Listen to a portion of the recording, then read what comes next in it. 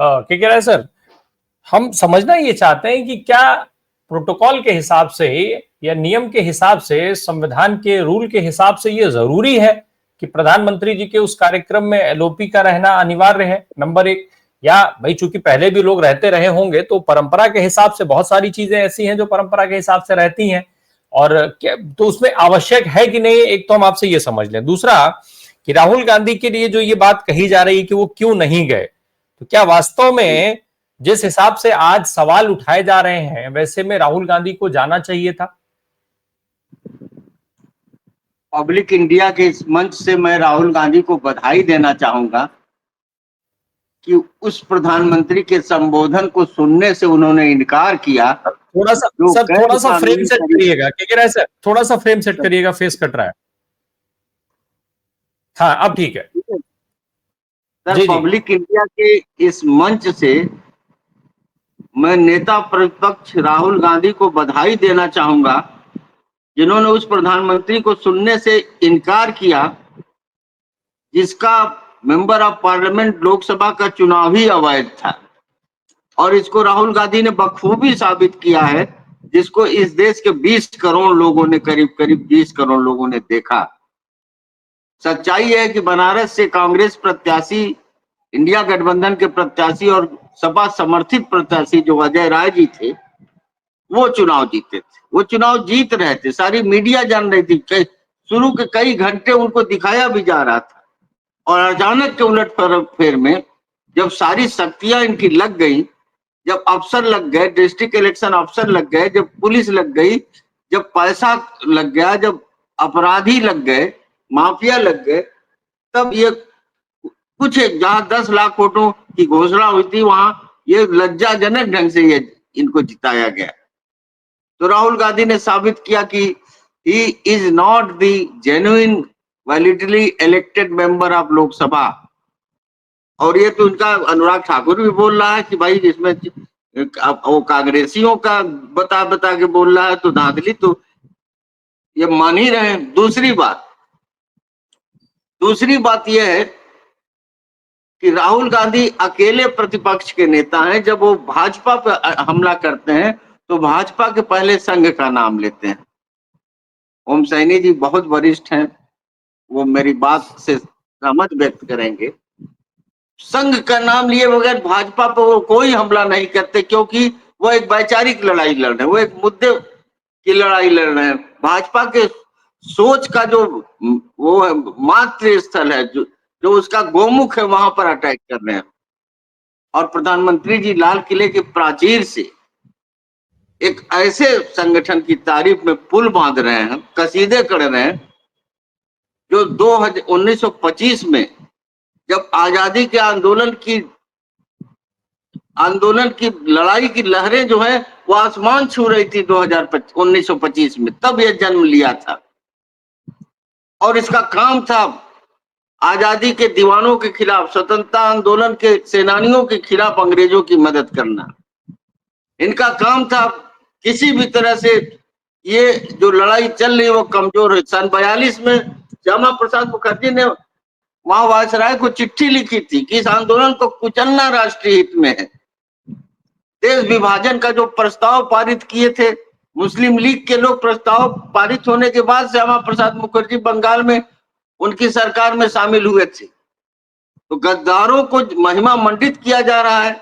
सरकारी पेंशन पाने वाले सावरकर को आपको सूचना होगी कि सरकार ने जो पोस्टर जारी किया है उसमें महात्मा गांधी की तस्वीर नीचे और सावरकर की तस्वीर, माफी वीर सावरकर की तस्वीर ऊपर है। तो क्या राहुल गांधी के अंदर तो इतना राष्ट्रीय स्वाभिमान और सम्मान बचा हुआ है कि वो अपनी कान से सुनना नहीं चाहते कि जिसने इस देश की लड़ाई को, आजादी की लड़ाई को कमजोर करने की कोशिश की, जिसने मुखबिरी की, जिसने फ्रीडम फाइटर को फंसवाया, कोई माई का लाल संघ परिवार, भाजपा परिवार का बोल दे कि फ्रीडम फाइटर का कोई पेंशन इनके घर में किसी के पास आता हो, किसी के पास आता हो। तो क्या ऐसे व्यक्ति और वो संगठन जो संविधान सभा का विरोधी रहा हो, जो भारत की संविधान का विरोधी रहा, 29 नवंबर 1949 को सीधे सीधे ऑर्गेनाइजर में लेख छपा था कि इस संविधान को हम मानेंगे नहीं। हमारे इस संविधान में हिंदुत्व को लेकर वो बातें नहीं कही गई जो मनुस्मृति में जो दर्ज है। तो उस आरएसएस की महिमा मंडित किया जा रहा है। आपको पता 1950 से 1990 तक आरएसएस के और भाजपा के किसी भी कार्यालय पर तिरंगा नहीं लहराया गया। तिरंगा के झंडे को कोई मान्यता नहीं थी, राष्ट्रगान को कोई मान्यता नहीं थी।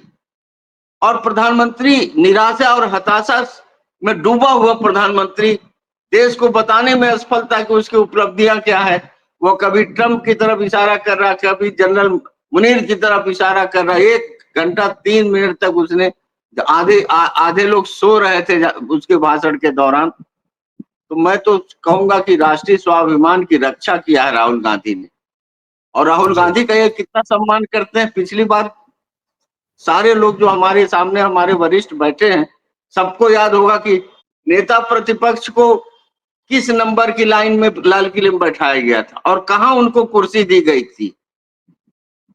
क्या इतना अपमानित करने का अधिकार हमारे गृह मंत्री को, हमारे संसदीय मंत्री को, हमारे होम मिनिस्टर को, हमारे प्राइम मिनिस्टर को है कि राहुल गांधी को 7वीं लाइन में कोने में बैठने की जगह दी गई। आप देख लीजिए, आपने लकीली फोटो भी है, 4वीं 5वीं 7वीं लाइन कहां बैठे। क्या ये shadow prime minister, Westminster जो डिजाइन है उसमें ये इनको शैडो प्राइम मिनिस्टर कहा जाता है, जो एलओपी होता है।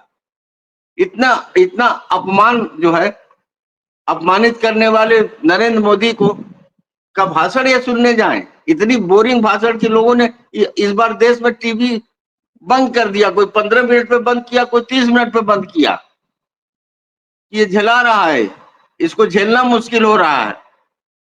तो ये बहुत सम्मान की बात है। और दूसरे कानून की बात है, पार्लियामेंट को लेकर कोई ऐसा कानून नहीं, न कोई ऐसा है कि ये मैंडेटरी हो। यह कोई आवश्यक नहीं है कि नेता प्रतिपक्ष को लाल किले का भाषण सुनने के लिए बैठना ही बैठना, किया किसी प्रोटोकॉल में नहीं।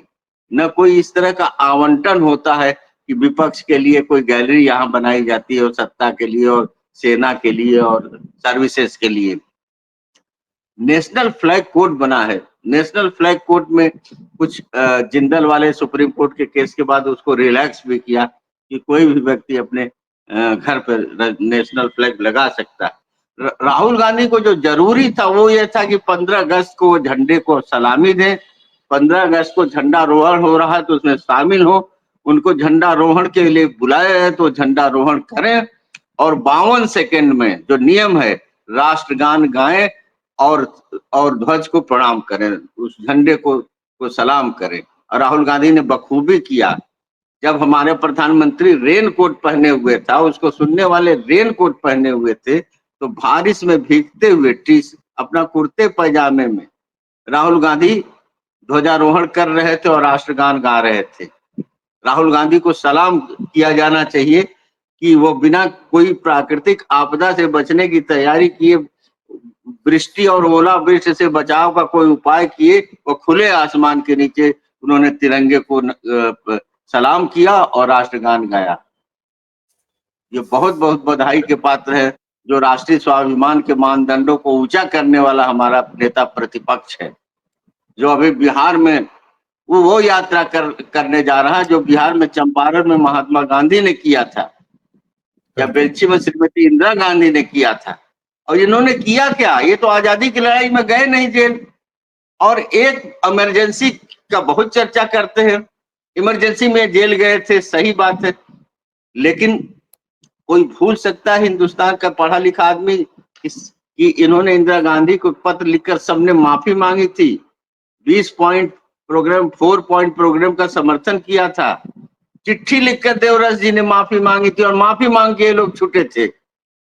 फिर क्या हक है आपको आपातकाल करने और उसको करने? आपने देश में दंगे करवाए आजादी के समय, तो विभाजन विभीषिका के तो आप खलनायक हैं, उस नरसंहार के आप दोषी हैं। कश्मीरियों को जिस तरह से मारा जा रहा है, कश्मीरी को आप 4 आतंकवादी नहीं मार पाए, पहलगाम के उन हत्यारों को, लेकिन 50 सैकड़ों लोगों को आपने कश्मीर के लोगों को बंद कर दिया उस पहलगाम के अटैक के नाम पर।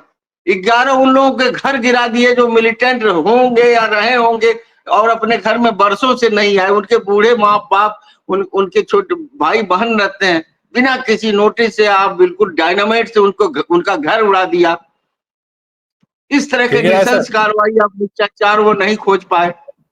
और वो पाकिस्तान का बॉर्डर 150-200 किलोमीटर दूर, और उसी पहलगाम के बगल में गुलमर्ग में उस दिन हमको राठौर साहब ने उसका करेक्शन करवाया था। इनका सांसद रंगरेलिया मनाया मैरिज डे के नाम पर, और 3 लेयर की सुरक्षा उसको दी गई थी। एक हफ्ता पहले गुलमर्ग भी उतना ही इंपॉर्टेंट है जितना पहलगाम है। पहलगाम में क्या किया? इन हत्याओं के लिए दोषी कौन है? क्यों हमारा लेफ्टिनेंट गवर्नर कह रहा है कि मैं पश्चाताप कर रहा हूं, मैं दोषी हूं? अरे तुम दोषी हो तो इसका मतलब इस देश का गृह मंत्री दोषी है, प्रधानमंत्री दोषी है, और उसको कोई हक नहीं कि लाल किले के प्राचीर से लेकिन देश को ऐसा संबोधित करे।